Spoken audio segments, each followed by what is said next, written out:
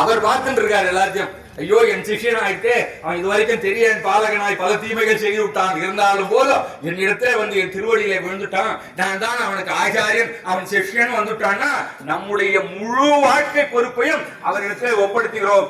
அவர் ஏற்றுக்கொள்ளுகிறார். அதை எந்த இடத்துல காட்டுகிறார்கள். இதுல ராமானுஜர் நூற்றாண்டாதியில அமுதனார் சொல்வார் ஒரு பாசத்துல, ரொம்ப அழகான பாசுரம். அந்த பாசத்தை இங்க சொல்றேன்னு நினைக்கிறேன். அதாவது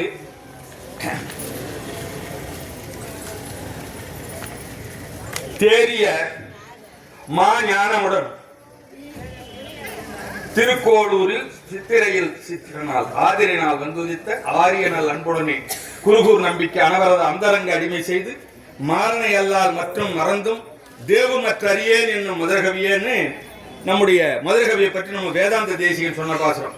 அதாவது எவ்வளவுதான் இறைவனுடைய சக்தி இருந்தாலும், இறைவன் என்பவன் நான் ஏதோ பகவானை தப்பா சொல்லல, பகவானுக்கு நம்ம கைங்கரியம் பண்ணணும், அதுதான் நமக்கு முக்கியம். எற்றைக்கும் ஏழு பிறவிக்கும் உந்தனோடு உத்தமையாகும் உமக்கே நாம் ஆட்சேபம். அதுல ஒன்றும் தப்பில்லை. நம்ம கோயிலுக்கு போகணும், கோவிலுக்கு பெருக்கணும், கோவிலில் கோலம் போடணும், கோயிலில் விளக்கேற்றணும், இதெல்லாம் நம்ம செய்யணும். இருந்தாலும் கூட இதற்கெல்லாம் மேல ஒரு கைங்கரியம் இருக்கு, அதுதான் ஆச்சாரிய கைங்கரியம். ஒரு வருஷத்துக்கு ஒரு நாள் ஆச்சாரிய திருநக்தி அன்னைக்கு இந்த 2000 பேர் இங்க கூட இந்த தெருவில் இடம் இருக்காது சார், வரலையே. அது ரொம்ப முக்கியம் நமக்கு. ஏன்னா நிறைய பேர் பஞ்ச சம்ஸ்காரம் பண்ணி இருக்காங்க, என் சொல்ல தப்பா நினைக்காதீங்க. நிறைய பேர் பஞ்ச சம்ஸ்காரம் பண்ணி இருக்கா, இவர சுவாமியை நம்ம ஆச்சாரியனா ஏத்துட்டோம். அப்ப ஏத்துன்ற பிறகு நமக்கு ஒரு நிமிஷமாவது அந்த ஆச்சாரியன் பற்றிய உணர்வு நம்ம உள்ளத்துல இருக்கணும். நிறைய பேருக்கு இன்னும் கேட்டீங்கன்னா தனியனே தெரியாது, ஆச்சாரியன் தனியனே தெரியாது. தனியும் தெரியல பரவாயில்ல, பேர் திருநாமம் அது கூட ஏதோ சொன்னாங்க கும்பகோணம் சாமின்னு, அதான் எனக்கு வேற ஒன்றும் தெரியாது, அப்படிதான் இருக்காங்க. அப்போ அந்த மாதிரி அல்லாது சுவாமியினுடைய திருவடியை நாம் பற்றிட்டோம்னா நம்முடைய அனைத்துக்கும் அவரே காரணம் என்ற அந்த உணர்வு நம் உள்ளத்திலே எழ வேண்டும் என்பதைத்தான் இந்த நேரத்தில் அறிய உங்களுக்கு தெரிவித்துக் கொள்கிறேன். எய்தற்கு அரிய மறைகளை ஆயிரம் இன் தமிழா, எய்தற்கு அரிய மறைகளை, அதாவது வேதம் இருக்கிறதே. பெருமாளை பார்க்கணும்னா சாமி சொன்ன மாதிரி வேதம் தெரியணும். வேதம் தெரிஞ்சாதான் பெருமாள்கிட்ட நம்ம போட முடியும். அப்போ அது எய்தற்கு அரிய மறைனாரு. அரிய மறைனா என்ன அர்த்தம்? வேதம் வந்து நம்மளால போய் படிச்சிட முடியாது. நம்ம யாராவது வேதம் படிக்க முடியுமா? நம்ம எல்லாம் சாமானிய மக்கள். அப்ப ரிக்கேஜு சாமவனம் அதர்வண வேதம்னு 4 வேதம் இருக்கு. 4 வேதத்தை நம்மளால படிக்க முடியாது. இது எய்தற்கு அரிய மறை அப்படின்னாரு. அமுதனார் சொன்னாரு எய்தற்கு அரிய மறை. மறை என்பது வேதம்.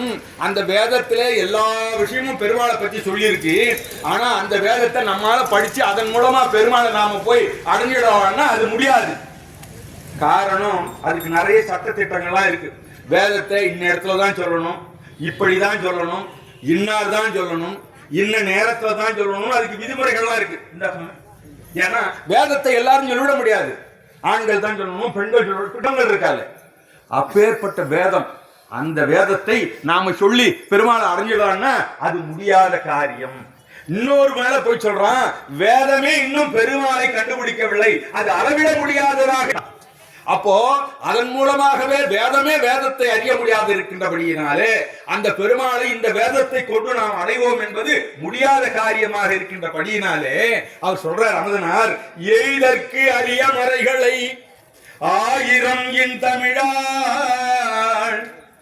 எந்த மறையை, எந்த மறையின் மூலமாக எம்பெருமானை நாம் காண முடியும் என்று இருந்தோம், நம்மால் முடியாது என்று உணர்ந்து அந்த மறையை 1000 இன் தமிழால் அப்படின்னார். திருவாய்மொழி என்று சொல்லக்கூடிய 1102 பாசுரங்களை, அந்த 4 வேதங்களையும் நமக்கு தமிழ் செய்து கொடுத்தார். செய்த மாறன் நம்ம சுவாமி அதேதான். என்ன பண்ணிருக்கார்? நம்ம எதெல்லாம் புரியலன்னு நினைச்சிட்டு இருக்கோமோ அதுக்கு அத்தனைக்கும் கிரந்தம் எழுதிட்டார். நான் இருந்தாலும் இல்லாட்டாலும் நீங்க இந்த கிரந்தத்தை படிச்சுக்கோ, என் கிரந்தம் இருக்கிறோம்.